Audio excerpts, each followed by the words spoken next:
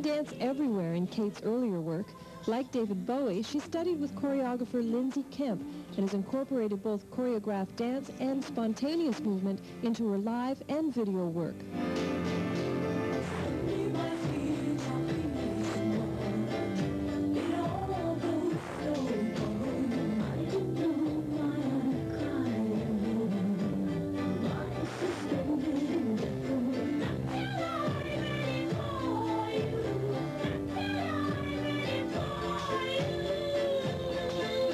Obviously, you're someone that feels that the world of dance and the world of rock can coexist. But does dance absorb rock better than rock absorbs dance? I think that's, there's a very sort of basic logic to that, in that if you dance, it's very, very unusual to dance without music. Dance is always something that is done to music. That's what dance is about, you know, the rhythm of, even if it's just someone tapping out rhythms on a drum, that is still music, it's sound. And dance works hand in hand with sound. And I think music can stand on its own, but, you know, in some cases what it makes you want to do is dance. So I think Running Up That Hill is one of the better examples of how dance can be used well in rock music. Well, it's really nice that you think that, because very much what we wanted to try and achieve was to make it a serious piece of dance, which I didn't feel I'd done up until that point. I'd played around with dance, but in a very sort of theatrical way, and in some ways it was sort of saying goodbye to that dancing side of me by doing it, you know, in a very sort of pure way. It's very much a pure dance video without any theatre or anything attached. And because I feel very much a shift now from dance into film imagery. So they're two very different things. Not that dance couldn't still be incorporated, but it's not the same. The years between 17 and 27 are normally considered to be the most developmental in an artist's life. When Mozart was 17, he was playing for the crowned heads of Europe. When Kate Bush was 17, she had her first hit single with Wuthering Heights. I asked her how spending those 10 years as a successful pop singer influenced her art. I'm not convinced they are the most influential years, I must say. I think when you're a kid, they're incredibly influential. I mean, so many writers, I don't know about singers, but from a creative point of view, you know, you're always drawing back to things way in your childhood. But a lot of things have changed for me in that period you were talking about, and I think it's been incredibly useful for me to be successful during this time, in that I've been able to work with people and find sources of information that perhaps I wouldn't have otherwise. Unfortunately, so much of what we do in this business is based on money, equipment. It's all very expensive. So if you are successful, you stand the chance of having more of this equipment available, and that does definitely affect the way you work.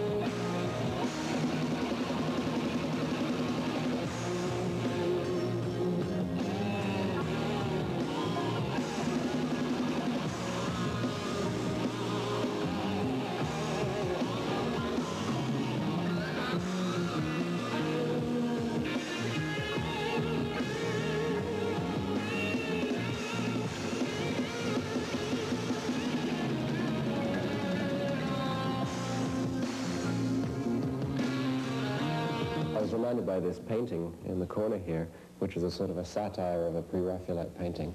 I always thought that those Victorian painters, the pre-Raphaelites, were an influence on the texture of your songwriting. Yes, I think it was, particularly in my very early teens, I was very enchanted by the whole romance of it, yes. They found their way into songs, the imagery.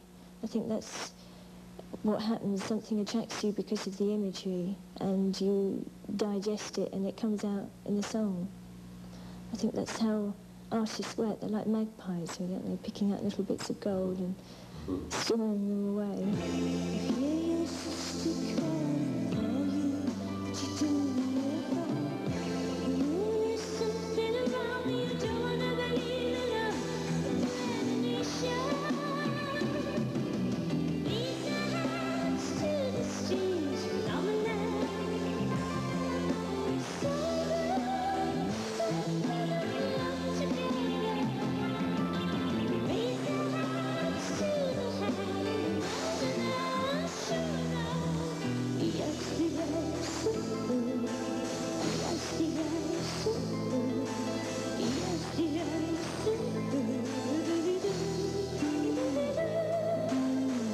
Listening to your albums from the very first to the most recent, there's a change in your voice, and it seems that your voice is lower and a little more aggressive, as if you're working harder at punching out the lyrics. Lyrics have always been very important for me, and you know, all people go through phases of things they try out, and at that period when I made the first album, I was very much experimenting with a higher vocal range. It was just something I wanted to try out.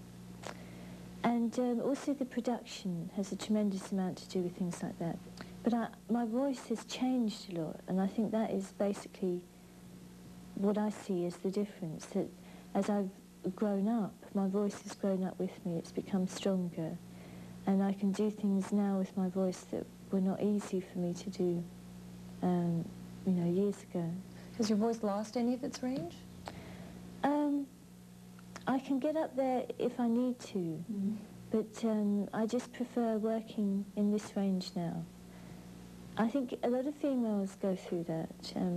If you listen to Joni Mitchell, her early stuff is very high, and with each album she gets lower and lower. So, you know, it's just a progressive thing for people, I think.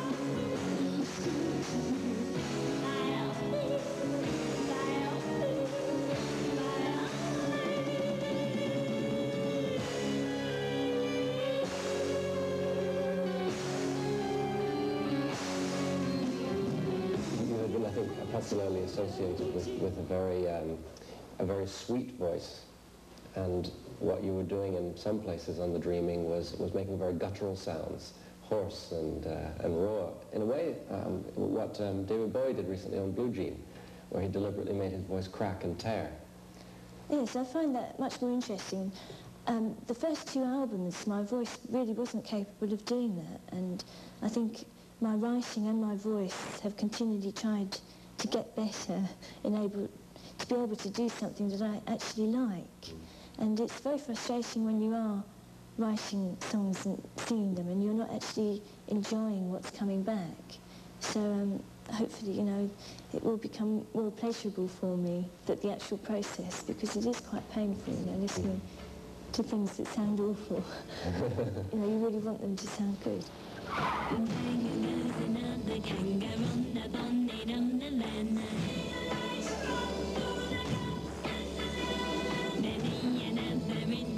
Mistaken for a tree, tell you near him on the motorway, the tree begins to creep.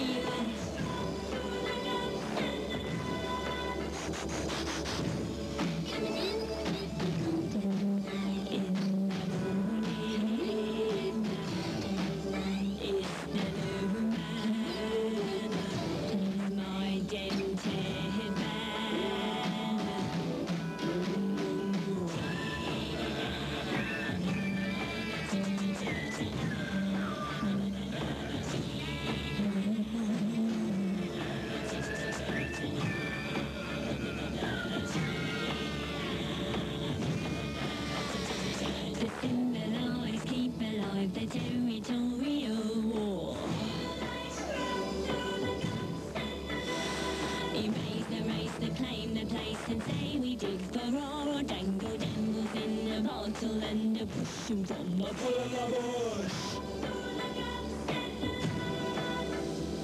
You find 'em in the road.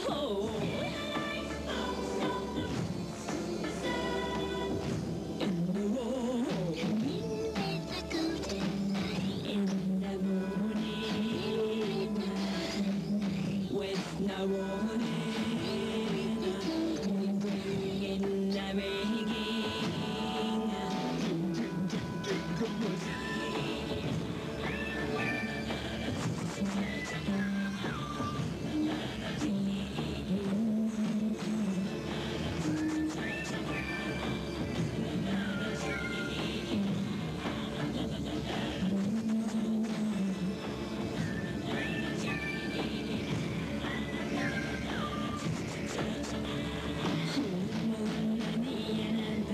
He's mistaken for a tree.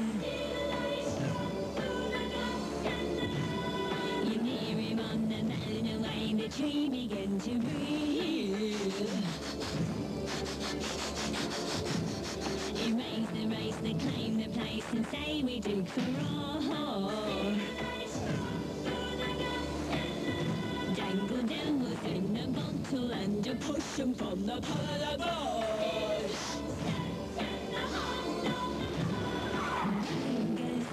The kangaroo on the bonnet on the van.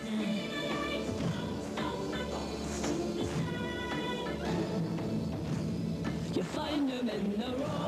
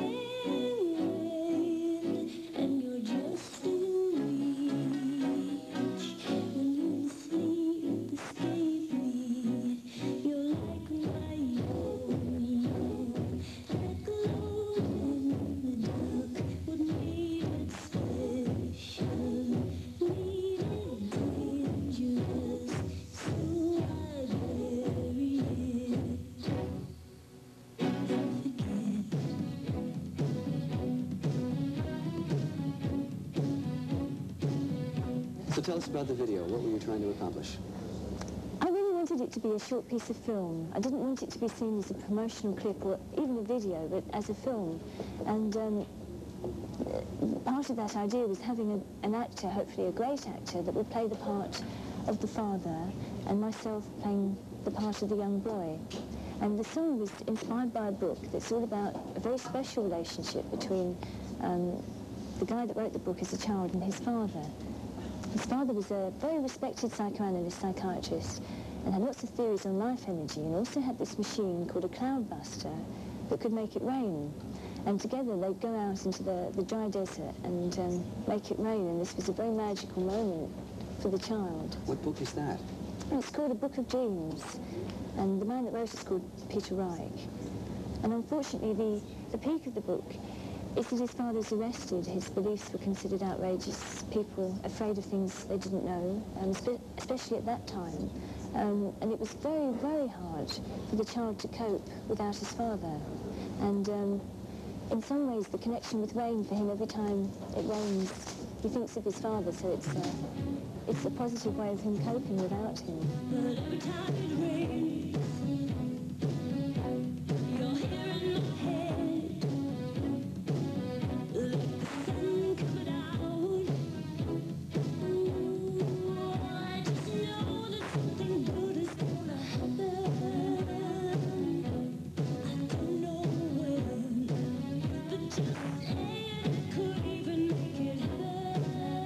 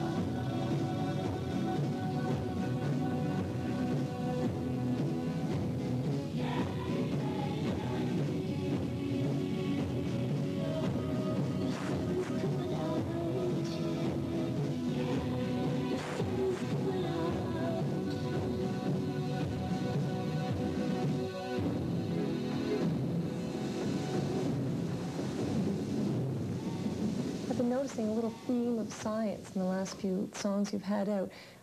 Cloud busting was an experiment that went very well, but experiment 4 was one that went wrong. But in both cases, the scientists were sympathetic characters, but they were frustrated and manipulated. Is that what you think about scientists? I don't think it's always what I think about scientists, but I think they're fascinating in that so often they're trying to create something that they consider positive, productive, and very much something that will help mankind. But so often along the way, those good intentions end up being used, particularly by other people, for completely the opposite reasons. You know, particularly experiments that end up being used by the military. Things like the atom bomb. I mean, I can see that perhaps when the guy was originally playing with that idea, he had no idea where he would end up, and that I'm sure he didn't actually have evil intentions in his head initially. He was so caught up, so obsessed with the pure level of the science that he didn't actually realize how it could be used. What do you think about scientific experimentation? Are there limits to the things that people should be working with? Well, I think that's very much part of the fascination, is that I think people have to do that. That's what human beings are about, discovering things. And perhaps the problem is that they're normally always connected by forces that do not have that same kind of creative curiosity. The consequences, that's the problem, you know, the consequences are quite often thought of in hindsight rather than on the way. From the painful cries of mothers to the terrifying scream, we recorded it and put it into our machine. I think everyone was a sound that could kill someone from a distance. So we go ahead and feed us all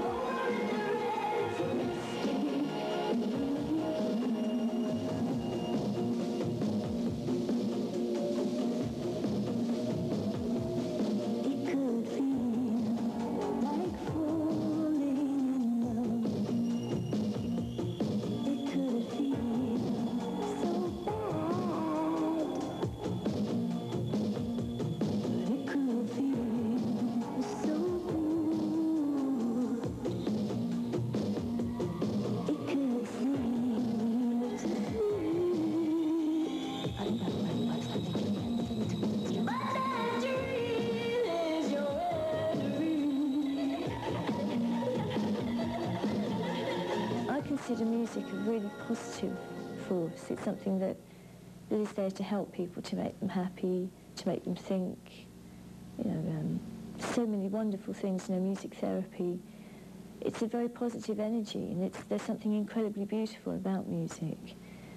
And the thought of people using sound in such a negative way, which, you know, there are definitely sonic experiments that go on that are used by the military, is so obscene, you know, and the irony of using something that's so beautiful in a way to actually kill people rather than help them, I found fascinating. A lot of your songs and videos are filled with frightening or disquieting images. Are you an uneasy person? I think anyone that has any kind of creative outlet is uneasy, and that's what makes them need to express themselves. I think all human beings are uneasy on some level, and you know, how can you not be when we don't really know what we're doing here or what we're meant to do with it, you know, so there's the continual questioning going on. We've lost our chance. We're the first and last. After the blast, chips of plutonium are twinkling in every lung. I love my beloved.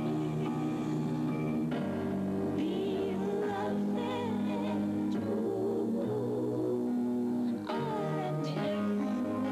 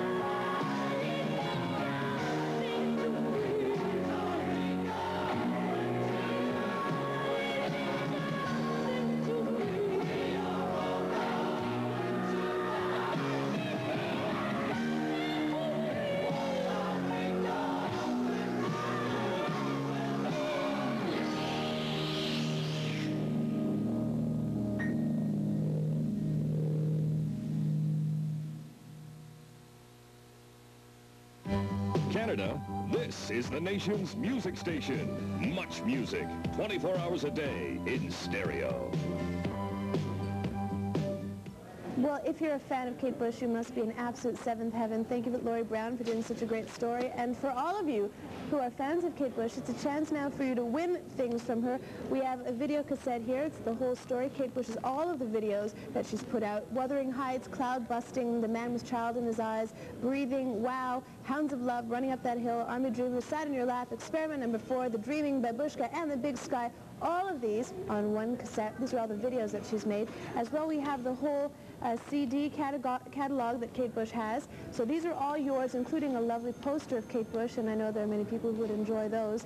Now, the way we're going to give them away is, during this whole show, Laurie Brown, when she was chatting with Kate Bush, the subject of hit singles came up, and Kate Bush mentioned how many hit singles she's had since the age of 17 years old, when Kate Bush first released Wuthering Heights. So the question that I would like you to answer to win this whole bunch of prizes, we have 5 of these to give away, is how many hit singles has Kate Bush had since she was 17 years old to the present time? If you know that answer, you can write to Much Music. Now, are we going to have an address for them? Great. Address your letters all to Kate Bush, care of Much Music, 299 Queen Street West, Toronto, Ontario, M5V 2Z5. The address again is Kate Bush, care of Much Music, 299 Queen Street West, Toronto, Ontario, M5V 2Z5. And you can win the whole video catalog, the whole CD catalog, and of course a gorgeous poster from Kate. Now, if you missed a show, if you came in halfway through and you missed the answer, there will be a repeat of this show on this coming Saturday at 1 p.m. and 9 p.m. Eastern Time, and you can watch the whole show over again. So you'll be able to find out the answer for that. Now, upcoming in this show, we've got a heck of a lot of good music for you. Elton John. Ladies and gentlemen,